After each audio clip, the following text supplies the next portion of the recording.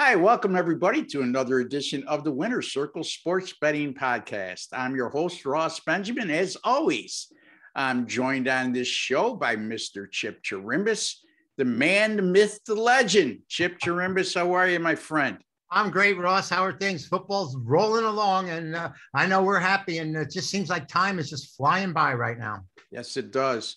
You know, the thing about we wait for football season all year, and then it just seems like all of a sudden the college football season is done and the NFL is winding down, you know, and you know what they say, time flies when you're having fun. So it does. You know, sometimes we could debate the fun thing when we're squeezing out a game, but it is fun. I mean, we wake up every day loving what we do. And as I was told a long time ago, if you love what you do for a living, you're not working. You know? So anyway, Chipper, you know, every year we see teams that are ranked in the top 25 in the preseason poll, and some of it has to do with brand name, you know, and they don't live up to expectations within the first 2 weeks. And you scratch your head and think, well, you know, what was the pollsters thinking about when they ranked this team in the top 25? You mentioned one off air. I'm going to let you talk about that. Well, thanks, Ross. I got beat with Washington last week. That, you know, was one of my sucker plays. I had my Fab Five turned into I guess it would be the Sad Five. I was 2-3, but you know, that Washington game, who loses to an FCS school coming to play Michigan, you know, you think maybe they were looking ahead. They were ranked in the top 20, and they've always had a great program. And look for them to give Michigan all they can handle, and they were never in it. They were just never there. I don't know how they got ranked in the top 20 or who was evaluating what. But this is why, you know, when I tell people, when they talk about, well, you know, the kid wasn't drafted or the kid wasn't picked, he didn't start. Well, you know, coaches don't always have the right guy in mind. And sometimes there's better players other places, and you just don't see it. I wonder what's going on with Washington. That one really bothered me. And, you know, I got caught in the switches there. Yeah, their offense is horrible. I gave them a pass on the Montana game like you did, because I thought, well, maybe they were looking ahead. I mean, look, it's only human nature. They're kids. Their next game is going to be in front of 108,000 people at Michigan. So, and they only put up 7 against Montana. And you know what? They looked even worse last week. And you might say, well, maybe Michigan's that good. I'm not willing to go there yet. Okay. First of all, they need to show me they got a passing game.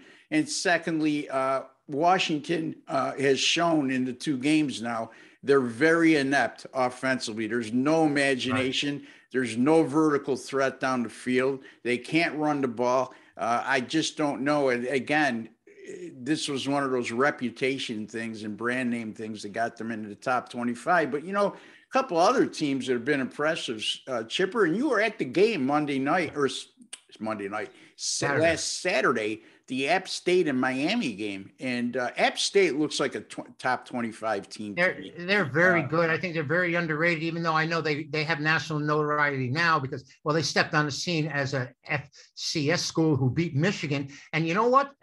Let me get off the track for 1 second, Ross. Sure. I was told by one of our great analytics guys that when these FBS teams lose to the FCS, in other words, Division I, when they lose, next time out, they're 0-6. And I was told that ahead of time, and Michigan still got beaten. I said, well, that's because they come out as favorites in game 2. And I figured Michigan was getting points, right? And that's a different story, but I outsmarted myself.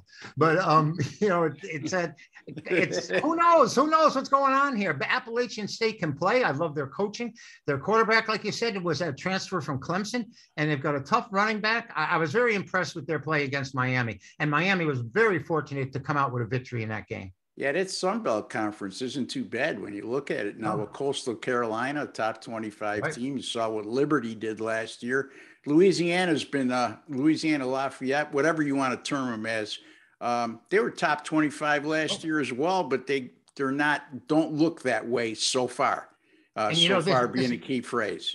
Right. This Liberty quarterback, Willis, is excellent. I watched him. He got a quick release, strong arm, very, very accurate.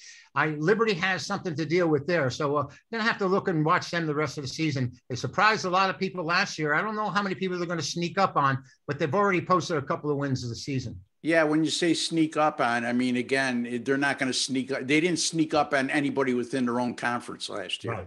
Right. It's when they played teams like Syracuse and North Carolina State, where they came away with, they gave them all they can handle and then some, is where you sneak up on people. But anyway, it's food for thought, Chip. You know what I mean? It's, again, Yeah. people need to keep.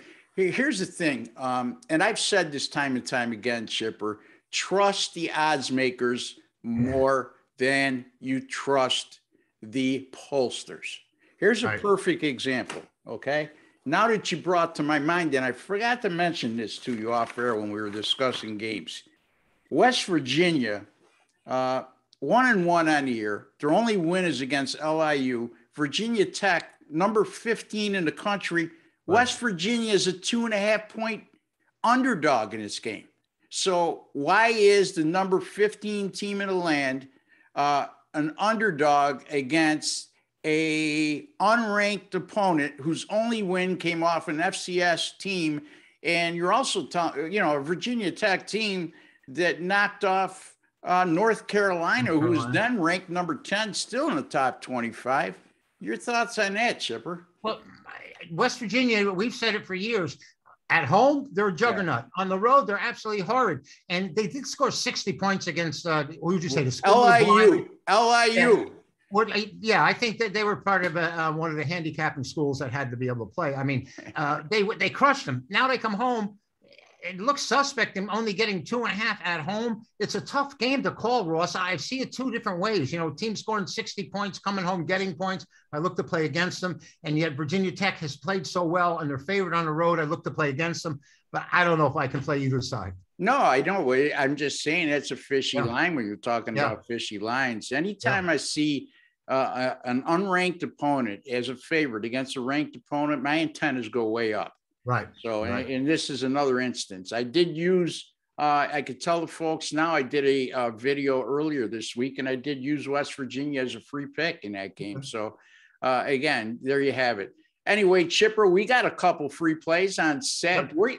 By the way, folks, we're taping on Wednesday, the 15th of September, and we're going to give you 2 games today in college football on Saturday, the 18th. So we're giving you the lines that are current right now as we tape. Just keep in mind when you view the video that those lines are subject to change. So we're not giving you a horse shit line, in other words. Right. So just keep that in mind. Also, folks, if you have not subscribed to our sports betting channel, please do so. It costs you absolutely nothing to do that. And hit that notification bell while you're there, and you'll be notified right away when videos like this get published. Anyway, Chip, take it away on your free pick. Great game, great matchup in the SEC. Going to the Big Ten, we have Auburn going to Penn State.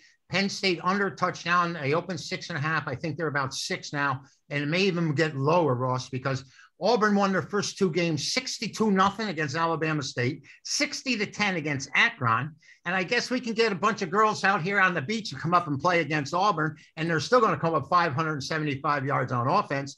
Number 4 in the country. Number 1 defensively. They've only given up 194 yards to these games, but one thing, they're a 6-point dog after scoring 122 points in their first 2 games, and that's always suspect to me when a team comes in playing nobody, and then all of a sudden they're getting a bunch of points. Now, when we look at Penn State, we don't think of them as an offensive juggernaut. We think of them as a ball control team and a low-scoring game like we had against Wisconsin. What was that, 16-10, I think it was. And they're 22-10 against the number, against winning teams. And you remember last year, they lost their first 5 games, not only straight up, but against the points. And since then, they're 6-0 straight up and 6-0 against the points. I think one good thing that they may have going for them is that Bo Nix is back. He's my Gary Sanchez of NC. You know my Gary Sanchez of Major League Baseball. He's your bet against of all time. Yeah, this is my Gary Sanchez, Bo Nix. I just had, I know he was player of the year out of high school and all this other stuff, but I just don't see him making it. Maybe he's matured a little bit and gotten better. Most of them do. I know Martinez from Nebraska hasn't gotten any better after 4 years of starting. But Auburn 1-5 in their last 6 against the Big Ten. Auburn 2-7 on the road, and they are 1-5 against teams with winning records.